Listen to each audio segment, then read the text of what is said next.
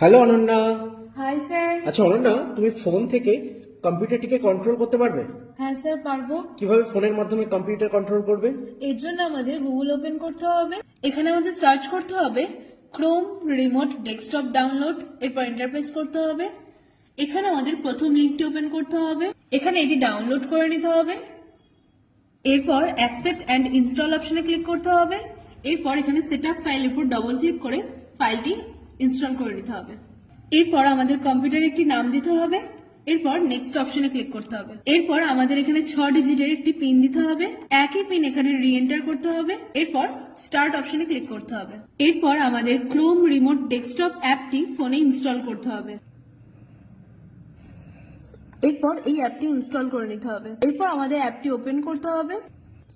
এরপর আমাদের কম্পিউটার নেমের উপর ক্লিক করতে হবে।